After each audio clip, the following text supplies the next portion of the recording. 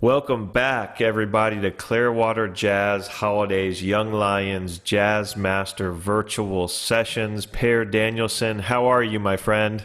I'm doing great. Great to see you. Yeah, thank you for being back with us. We are recording these sessions as we do for the purposes of Clearwater Jazz Holiday education and outreach. For those of you that are watching this for the first time or participating today, we have a wonderful resource through our website at clearwaterjazz.com called The Studio, which archives all of the past sessions. After today, this session will be up there with any related links. And we also put the audio portion on our Young Lions podcast, which is presented by our friends at Marine Max Clearwater. The Studio is brought to you by Blue Water Wealth Management at Steward Partners, and we thank them for that wonderful support. If you have feedback for this session or others or questions, please send those to info@clearwaterjazz.com. And everybody's muted for the courtesy of the session today, but if you have questions, Per loves questions, so we can get those questions to him. Please use the chat feature or the raise your hand feature, and we'll get those questions answered. I'm going to turn it over to Per in just a second, but I'd like to tell you a little bit about him and then segue into today's session topic, which is called Jazz Piano, Combo, and Big Band. Per is no stranger to Clearwater Jazz Holiday Education and Outreach. He's a regular participant in the Young Lions Jazz Master Session traditional program, which occurs with our great partner over at Ruth Eckerd Hall every year, where we invite schools and educators together for a wonderful shared experience. And we also replicate that experience in schools with band directors throughout the year. He's been a regular participant with these virtual sessions as well, so please check out the studio for some of his past sessions. They are fantastic. Per is a jazz pianist, composer, arranger, writer, and educator. He's an associate professor of jazz piano and composition at the University of Central Florida. He is a native of Stockholm, Sweden. Growing up with a jazz guitar playing father, Per was exposed to the sounds of Oscar Peterson and Bill Evans at an early age. After formal piano studies in Sweden, his love of jazz brought him across the ocean to attend the internationally acclaimed North Texas State University. Per is an active performer, appearing often as a guest artist, soloist, clinician, and sideman. His career has included performances with many leading jazz artists and entertainers. His most current CD release is his trio recording Time Will Tell, featuring Richard Drexler and Marty Morell. He can be heard on Chuck Owen and the Jazz Surge's latest CD, Whispers on the Wind, which received 4 Grammy nominations. Per has been a member of this group since 2001. He's completed his master's degree in jazz studies, composition, and arranging, studying with one of the finest jazz writer-arrangers of today, Chuck Owen, at the University of South Florida in Tampa. He now holds the position of Associate Professor of Jazz Piano at the University of Central Florida in Orlando. He also shares his knowledge in current publications by Mel Bay, including Essential Jazz Lines in the style of Bill Evans, Essential Jazz Lines in the style of Miles Davis, First Lesson Piano, You Can Teach Yourself Jazz Chords, Real Book, DVD, and others. In addition, Per is an active in jazz education outreach. He is currently artistic director of the American Jazz Pianist Competition and has also served on the Presidential Advisory Board of the Jazz Education Network. Man, oh man, are we excited to have Per back with us participating. Per, the stage is all yours. Well, that was a nice introduction. Thank you so much. Well, hi everybody. Looking forward to talk to you today about comping and what that entails and how we should think about it. And I'm going to talk about what you see if you're in high school or middle school, and what you see when you get the music and how you can make that music come alive, because a lot of the material that you get is not much. as piano players, we are somewhat neglected in the high school bands. The horns get all the information. They get the notes, they get the articulations, and they get the dynamics, and band directors are rehearsing the horns and everything. They get so much information, and we get maybe something that says G7 with no indication what we're going to play, what notes we're going to play, what rhythm we're going to play. Is basically, very poor information. So I'm going to show you a couple of tricks how we can make the music come alive. First thing, though, is comping. We need to kind of analyze the word and talk about what it is. Well, comping is an accompaniment. And looking from the piano, you can almost say that you are an orchestrator. You're going to orchestrate music behind somebody else. And accompaniment and comping, it's not a featured role that we take on. It's a secondary support system that the band needs. And so it's actually very, very important. And I really enjoy accompanying an accompaniment. I don't need to be the featured soloist all the time. It's really fun to play piano solos, of course. But if I have a good rhythm section, a great drummer, and a bass player, and it's a wonderful soloist that I'm able to support, that makes me happy. So think about it when we play guitar, and I mean all the rhythm instruments basically are like that: bass, drums, guitar, and piano. We are the support system for the rest of the band and for the soloists, and they cannot live without us. So we are important. So remember that. So what do we do now when we just get this lead sheet? I'm gonna share here a document. I'm going to share this one. Hopefully you all can see that. And Steve, if there's any problem with it, just let me know. You see that example right there, example 1. It's just 8 bars there. And that's typically what you will get in your big band chart or a combo chart as well. Let me check here. Yep, that's going to work. So this is what you get. And as you can see here, there's nothing indicated there. And, a lot of times, as you can see up in the corner here, maybe it says like swing or bossa or funk or rock or whatever, and a tempo, but that's really all you're going to get. You're not going to get anything else than what you're looking at. So first of all, if I play in the band, and this is a big band chart, and everybody is playing a fast swing feel, and I'm going to play like this.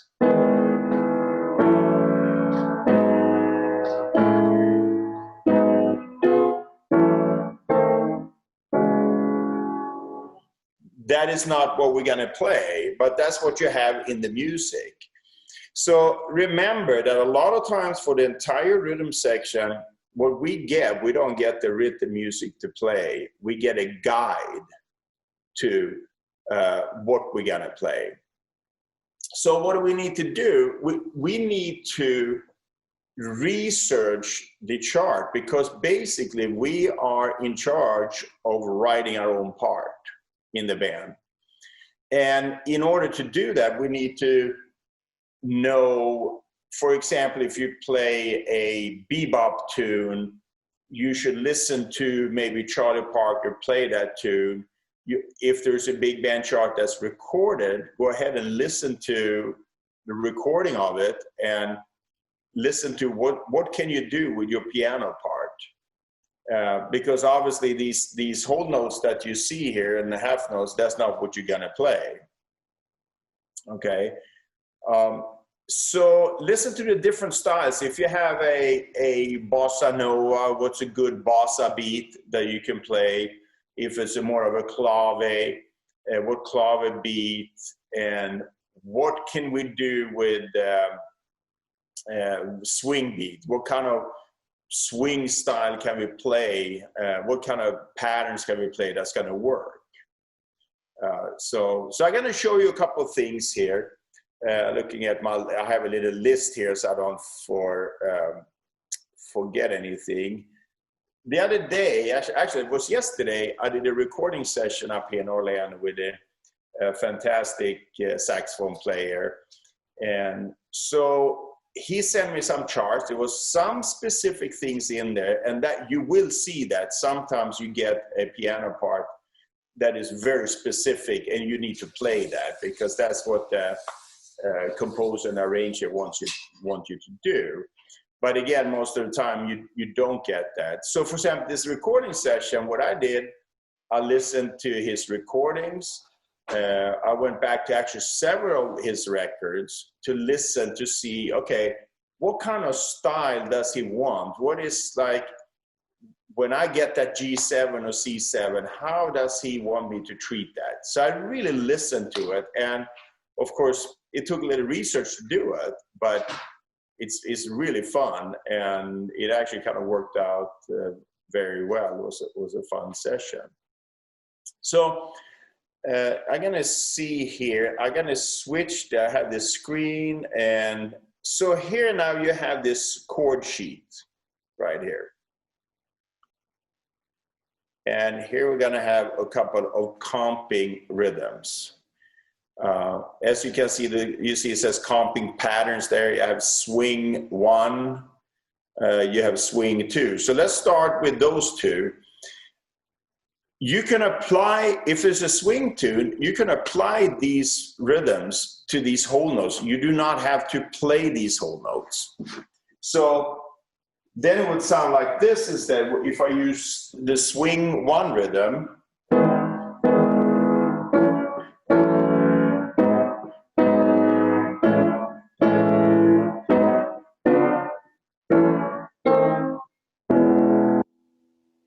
so all of a sudden I put some life into this music. The rhythms I have here, this is the first standard swing pattern. And as you can see, it's a quarter note, an 8th note rest, and an 8th note tied to a half note.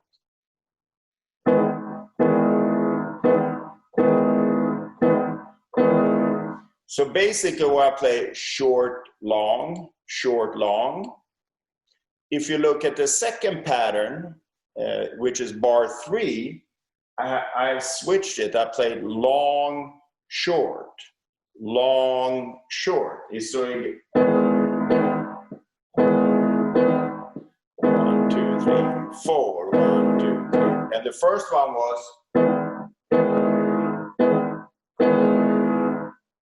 So there you have a variation of basically the same pattern.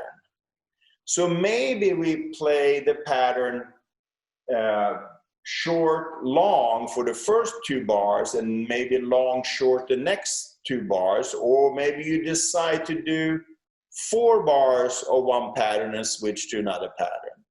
So let me do that. Let me do 4 bars of short, long, and then when I get to those half notes, I'm gonna do long, short. So then we will get this. 1, 2, 3, 4.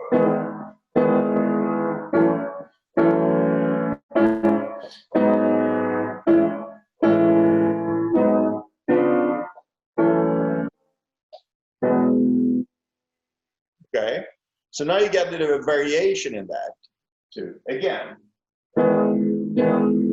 now I gotta turn it around. I said long, short, long, short, long, short. Long, short, long, short, short, long, short, long. So there you have it, kind of 2 different ways that you can treat these chords. Now, The second thing is that you see the voices that are written. If we're going to go back to that. See these voices that are written here? Well, it's a bunch of nicer voices that you can play. And actually, if you go back to, I believe it was my first session I did here for this Clearwater, Young Lions, you can find a handout about voicings, and you can plug in your own voicings that fit these chords. So I can get it to sound like this instead.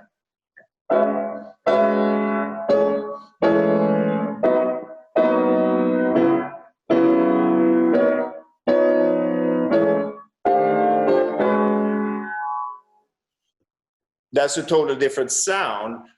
It's still going to work with a big band, because if this is a big band chart, the composer probably doesn't want you to play,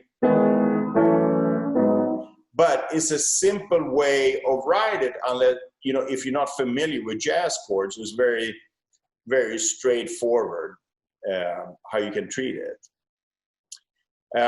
So we can go back here and look at a couple other swing patterns. I'm looking here at my computer, and so swing 1 is basically, you have an accent or end of B2. So you have ba, ba, ba, ba. So now you can make it long and short, ba, ba, ba, ba. You can make them both short, ba, ba, ba, ba. Or you can leave the first one out. So you get a 1, 2, 3, 4, 1, 2, ba, 1, 2, ba. But it's basically, all these patterns that you see here are based on the same kind of pattern, and that is that you hit something on 1 and something on the end of 2. That's the main thing with that pattern. So if I do it again, I just got to mix it up here a little bit.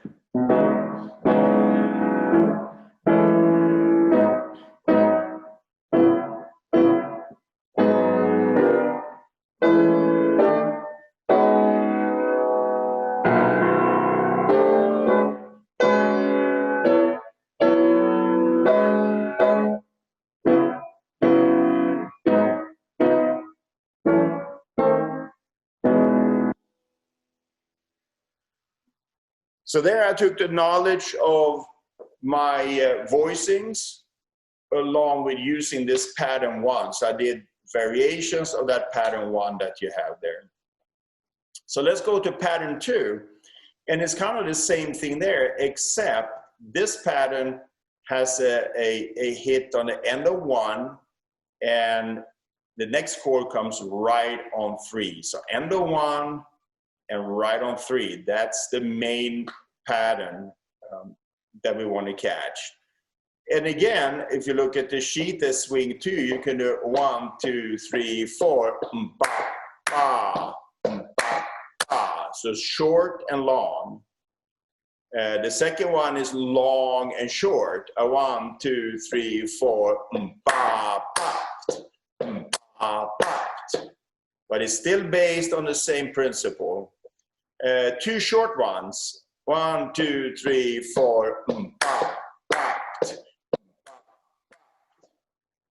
And again, we can do that. We leave out the second note on 3. So we just do on the end of 1 and let it ring. 1, 2, 3, 4. Ba, ba.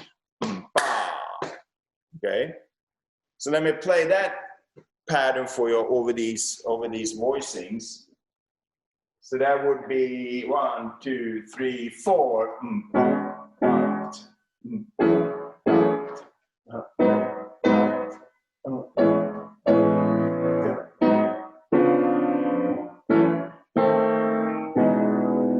One more time. 1, 2, 3, 4.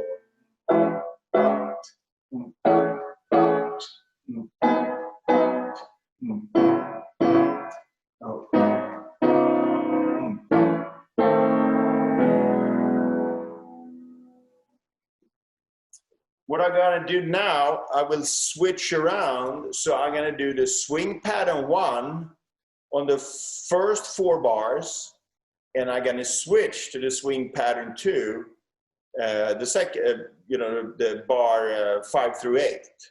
So first 4 bars, swing pattern 1, and I'm gonna switch it to swing pattern 2. And then you get this sound. 1, 2, 3, 4.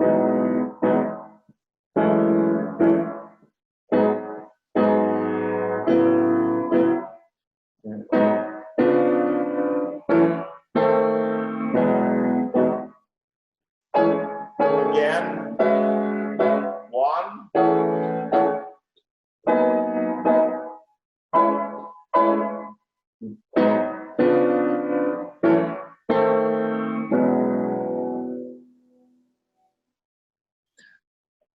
So really what I did out of these whole notes here, out of this, I was able to create an incredible variation of this rhythm. And that's what you need to do. You need to listen to it. You need to listen to how other piano player plays it. And you can certainly, I can send these, I'm gonna give these sheets too, so that they be attached to the program here, so you can look at them. But that's how you have to work. You have to listen to the chart. If it's a swing chart, these are obviously rhythms that would work. Now, here's the big disclaimer though, that even if you play this rhythm and you think it sounds great, it works fine with the rhythm section, but maybe the horn section plays something completely different.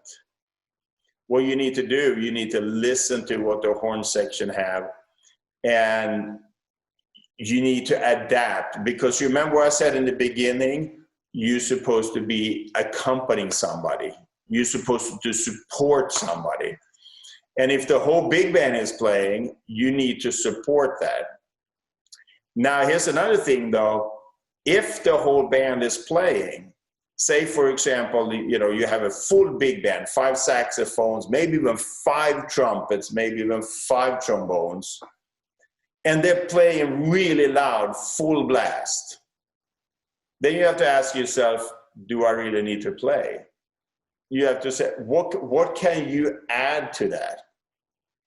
And so then again, then you go back and listen to big band recordings. I'm actually going to play you 2 recordings here. I'm going to share the screen with a playlist here. And I'm going to get that out for you here. So I'm going to play, we're going to start with, since we talk about big band here, we listen to that. For example, this cut here, you took advantage of me. It's I'm sorry, let me make sure I share the sound as well here. Yes, I have. It's Rob McConnell. It's one of my favorite big band. It's a Canadian big band. And we're going to listen to the first minute of this.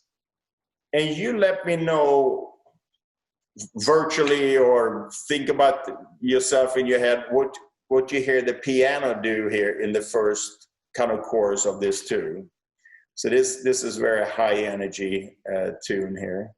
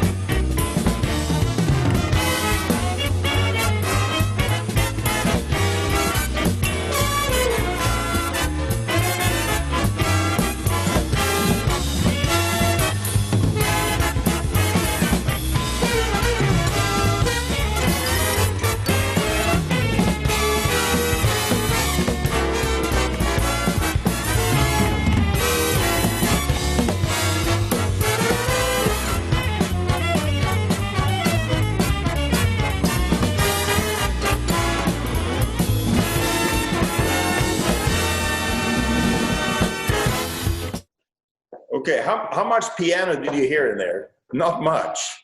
And again, we're supposed to accompany this band, but my accompaniment wasn't really needed. Or not me, I'm not playing on that record. But there's not really anything we can add as far as the piano right there when everybody's playing. So when you play in a big band and your school band, it's perfectly fine if the whole band is playing. You don't need to play, you know, unless again there are specific phrases and specific things that's written up. Because sometimes maybe if you have a trombone section that play a line, maybe the composer wants you to play that line unison with them, and of course then you play it because that's what the composer and arranger had in mind. But other than that, it's nothing really you can add there. However, now we got through this first chorus, so now we're into the solo section. And let's listen what happened here.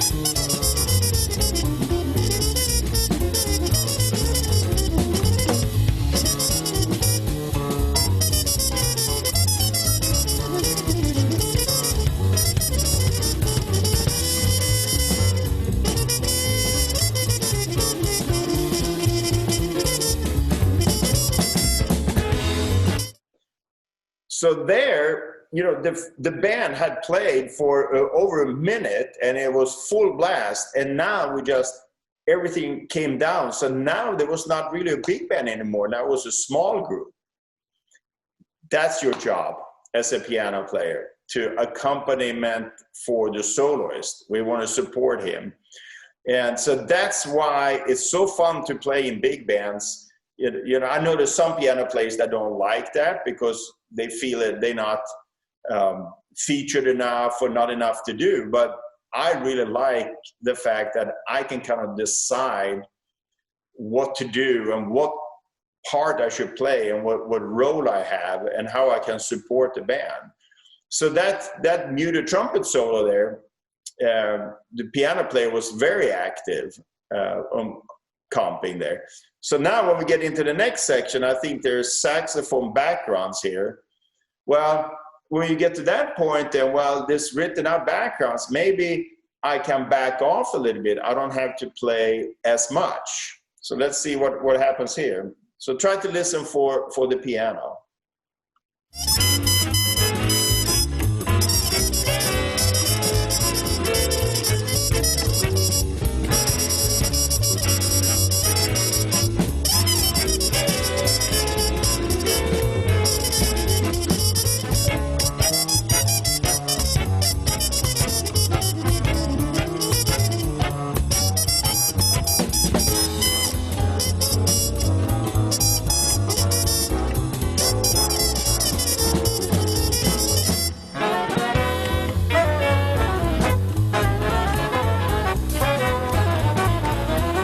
And right there on the saxophone, I didn't really hear much piano there either. We just started it. But so the way you can read in this chart is that, okay, the band plays full blast. Everybody plays. Okay, I'm not really needed. I can be very sparse. I don't need much.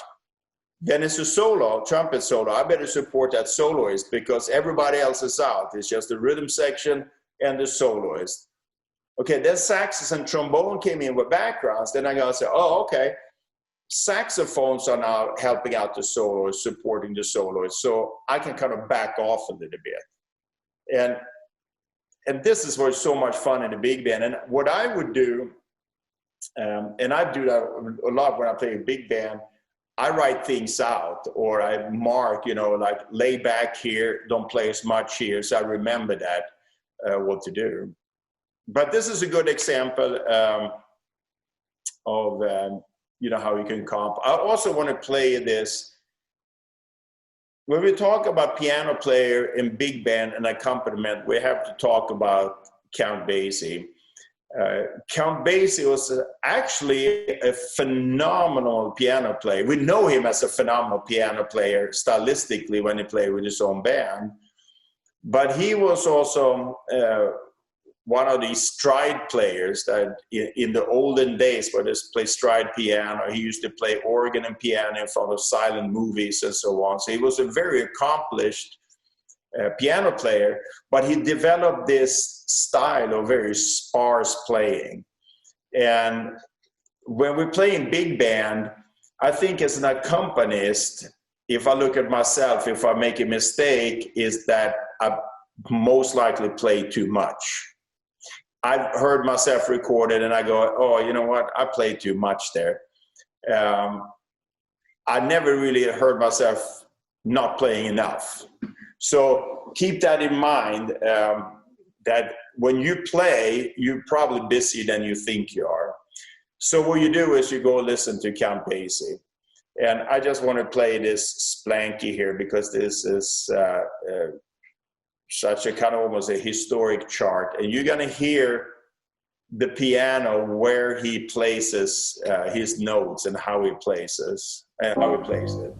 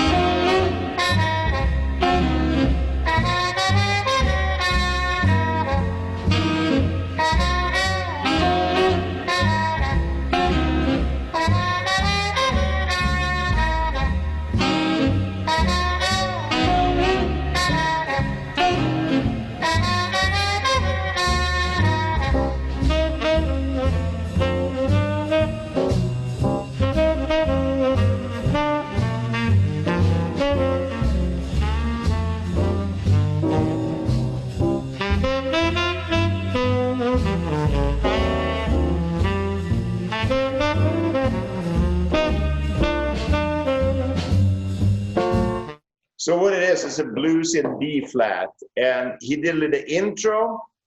And then when the band was playing the first chorus, all he did was, some light fills like that.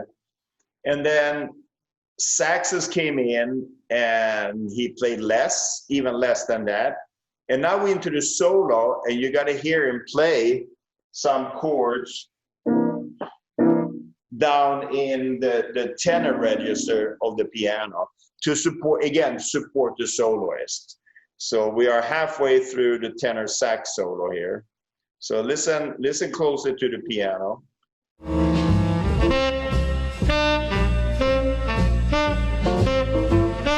It's very small.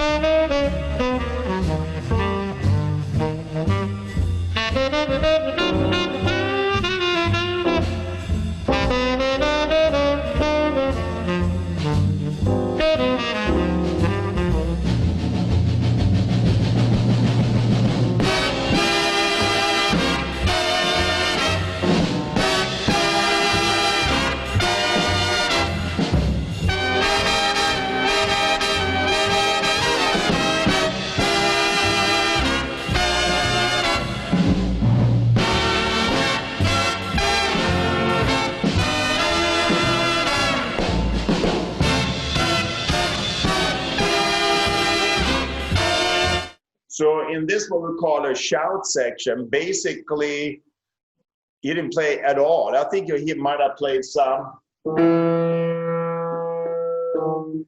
low notes down there, but I don't think it's much else. Let's check it out.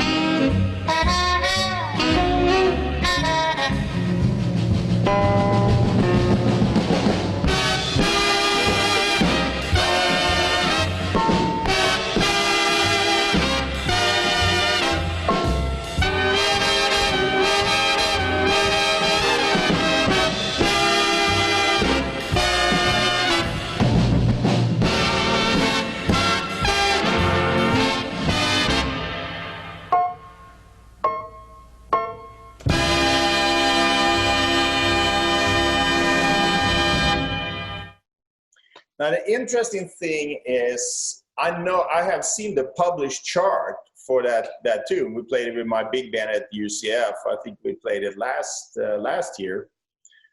Actually, I have a rehearsal tomorrow with the band. I'll probably bring this out because I just love that chart. Now, when you get the chart for that tune, it's going to be chord changes and music in every bar for you. And that's obviously not what Count Basie is playing. So that's a really good example that listen to the recording and try to get Count Basie's style of playing.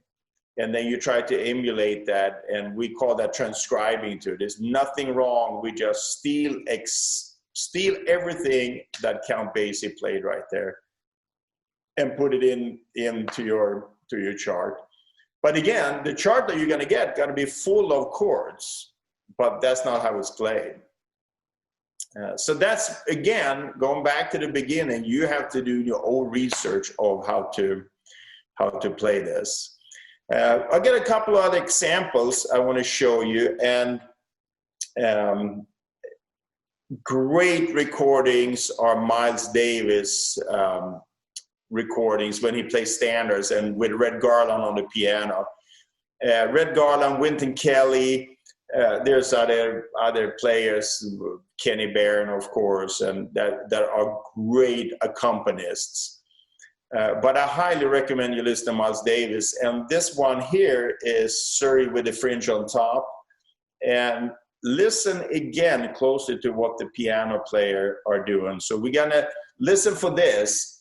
Is he playing random chords or is he playing a pattern? See what we think.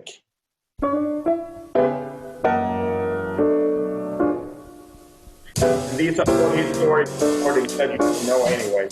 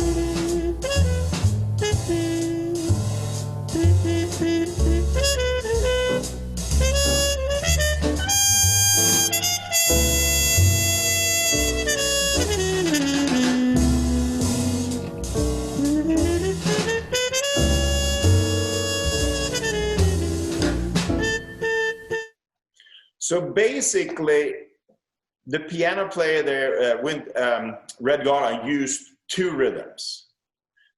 The first one was an accompaniment,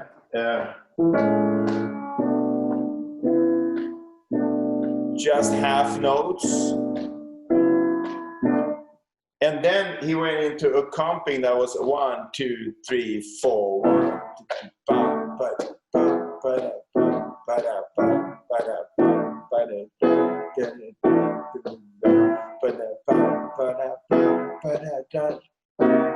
half notes.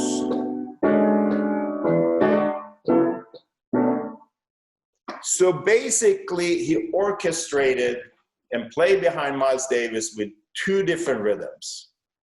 And that whole thing, mainly, there was some other stuff in there too. But what I want to explain with that is that it's very organized and it's very thought out. It's not random playing. So let's see what he does under the solos here.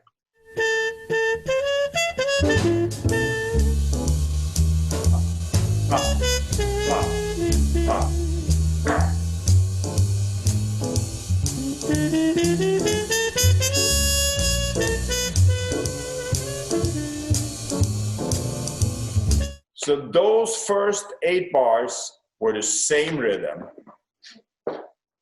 2, 3, 4, ba, 2, ba, ba, 2, ba, 2, ga, 2, da, 2, da, 2, ba, ba, da, ba, 2, ba, ba, da, ba, ba, da, ba. That changed a little bit, then back. So very organized.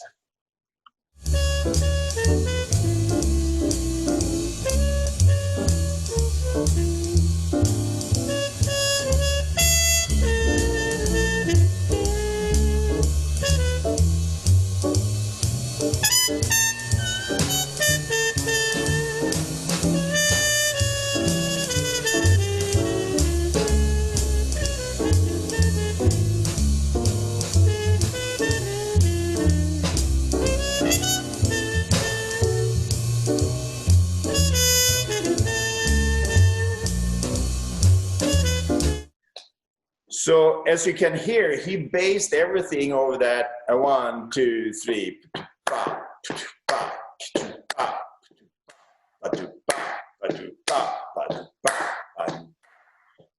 That was the main rhythm, and by doing that, he creates this incredible steady together groove with the rhythm section. And, you know, in funk music, in pop music, we talk about the groove. We got to have a good groove, you know, in the funk music to make it sound really good. Same thing in jazz. It might not be as abrasive, but he creates this forward motion by comping that way. And so if you play in a band in school or a big band behind a soloist and you say, I got to do some Red Garland comping, then you go listen to Red Garland and figure out his patterns. The 2 patterns I showed you earlier, those are basically Red Garland patterns. And this is the 3rd one because this is off the beat the whole time. 1, 2, 3, 4, pop.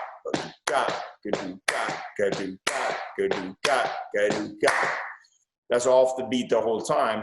And it creates this incredible forward motion, you know, energy. So that's a great one to listen to, Red Garland. Let's do one more. You're gonna hear the piano player, Wouldn't You by Dizzy Gillespie. Here's also some Latin influences in this tune or in this arrangement. And here you can listen to the piano player is a little bit more, not as much patterns. Is a little bit busier and, you know, irregular patterns, which if that's what the music calls for, that's totally okay to do that. So let's check this one out.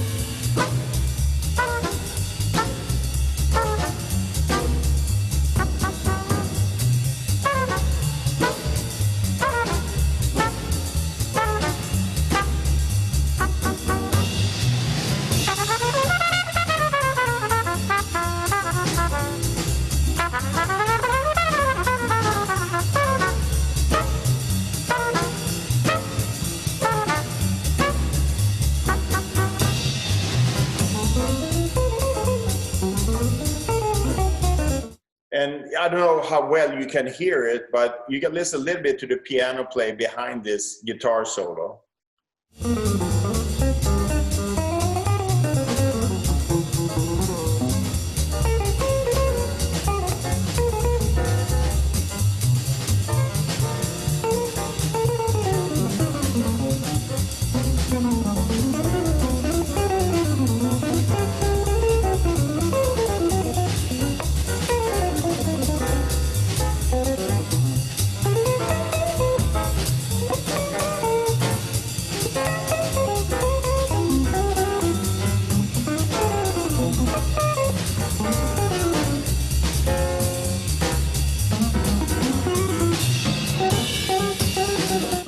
So it's interesting to listen to that because you can hear that the drummer is picking up on what the piano player is doing, and kind of they playing things together there. And that's when the comping and the orchestration becomes really fun.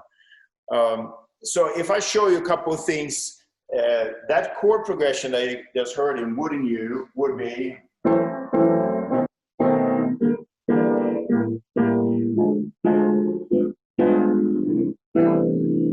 That's the chord progression.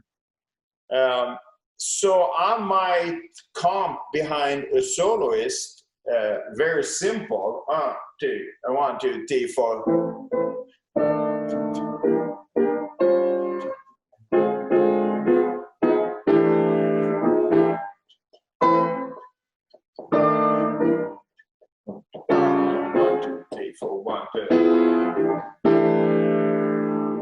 That was fairly simple. Or maybe I want to be a little bit busier with it.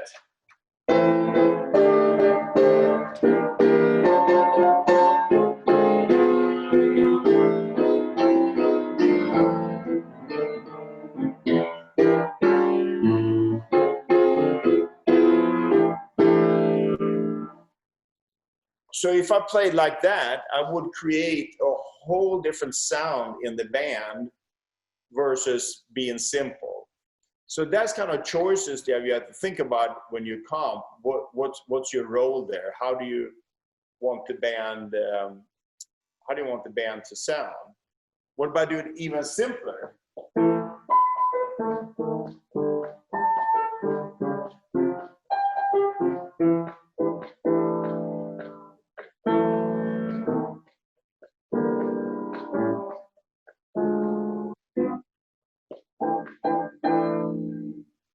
That works too.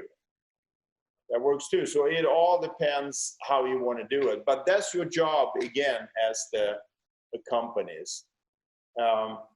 When you get more advanced, I don't know, all of you that are listening, how, what level you're on.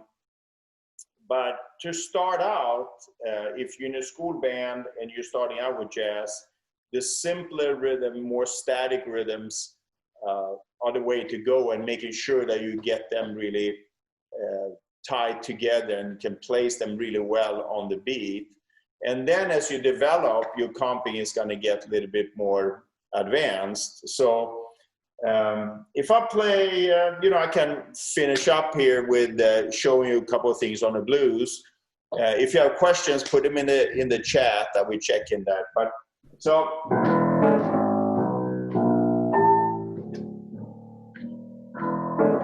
I'm pretending that I have a rhythm section and bass here, and I'm the piano player. My right hand here.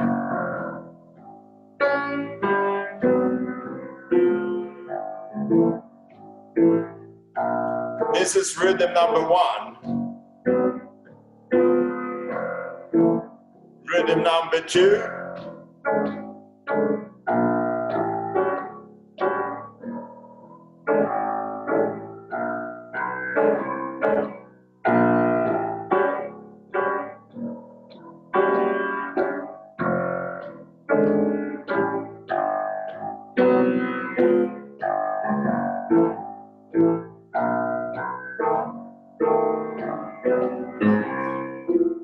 let's do Red Garland rhythm now on the end of the beats.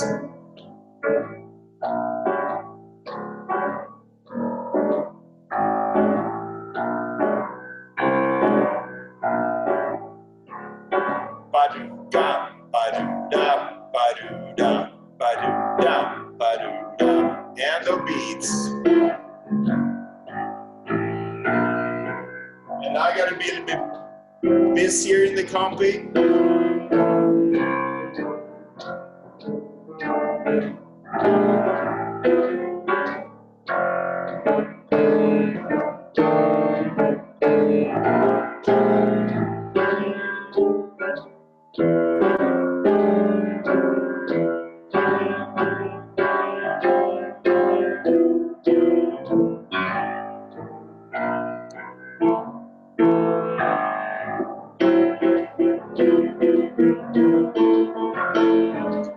So I got progressively more and more busy there. And, I was running the bass line now that would emulate the rhythm section. So those are different practice things you can do with the piano. You can just run a bass line maybe. You go F, D, E flat, E, F, D, E flat, E, and just keep that over and over again. And you gotta play one chord, so you gotta play what I call an F9. Pattern 1, pattern 2 coming up.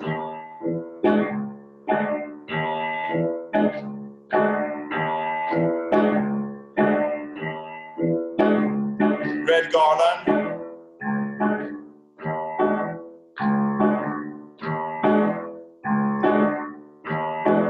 That's a good way to get some good coordination, that you just make up a static bass line, and then the right hand, you do different comping patterns. So that was a lot of talking on my part here, and as you can see, I'm really, actually, I would say passionate about accompanying, because my degree, master's degree, was actually in arranging composition, and I feel like when you play behind somebody and they give me the freedom to compose my own part behind them, that's just really fun, and it never gets boring. And if it gets boring, you only have yourself to blame with that. So I really enjoy it, and it is a big part of being a piano player to take on that role. And then, of course, there is accompanying behind a singer, which is a whole different thing. And maybe I can demonstrate that sometime in a different session. So do you guys have any questions that you put in the chat here, or are we all shy, or? We have a few shy people, I guess, with us today, Per. I did solicit some questions, and we'll keep a lookout while I give some closing comments here. I can't wait to twist your arm about some other ideas. We just love having you involved with these sessions so much, and I really want to encourage everybody to take advantage of the studio resource. We're just all together. All these wonderful educators and musicians are building this just incredible treasure of different perspectives of information that really translate to students of all ages and ability. And it's just great having you involved with those. Again, you can watch them in the studio. You can listen to them on the podcast. And if you are interested in the historical aspect of the history of jazz music, we're really big on talking about the evolution of the art form with our outreach in the schools. And we have a wonderful new series called the Stop Time series with our lead education partner, Frank Williams, and that's integrated into the online resources at our website and also on the podcast. So they're little just wonderful nuggets of jazz history that start with early influences during the Civil War and going all the way through modern day. You can go on walks or lie in bed and just listen to them and enjoy them, and we encourage people to check those out. Also, if we're in a piano session today, and if you're watching today or in the near future, we have a wonderful musician that's been participating, John O'Leary. He's one of the participants in the group La Lucha. He's been a regular with us. He's doing a session tomorrow on how to create melodic lines for improvisation, and then later in the month, how to use block chords. And check out some of Per's sessions he's already done on harmonization and improvisation in the studio, and I can't wait to talk to Per about what else he's got up his sleeve for us. So, any closing thoughts, Per, before we say goodbye until the next time? No, I make sure you listen to John. John is a fantastic player. He was a student at USF when I actually was teaching there right after I got my master's. He's a great player and well-spoken, and I highly recommend it. And, I recommend all of you to use these resources because it's so valuable. It's like, I don't want to sound like I'm 100 years old, but, when I was growing up in the late 60s and 70s, we didn't have these resources, and they're so available for you guys. It's so easy for you to find that. And you can always contact me too. You can find my email at UCF. It's my name, Per Danielsson, at UCF.edu. So any questions that you have, just send me an email and I'll be happy to return them. So use these resources. It is a treasure. Thank you so much, Per. And the playlist that Per was referencing today in short time will be up as a recommended listening link next to his session. And so you'll be able to go back and listen to the songs that he illustrated today. And he has some session materials up with some of the earlier sessions as well. So check these out. Check out all the recommended listening links. It's just great to just listen to some of these playlists that these educators are curating for us and just enjoy. So on behalf of the Clearwater Jazz Holiday Foundation, our many partners, including Blue Water Wealth Management at Steward Partners, Marine Max Clearwater, and the Al Downing Tampa Bay Jazz Association, thank you for participating today or listening in the future. Stay safe out there. Be well. Keep playing. And Per, we will see you real soon, I hope. Yes, you will. You will. Thank you so much for having me. Appreciate it. All right. Take care, everybody. Take care. Bye-bye.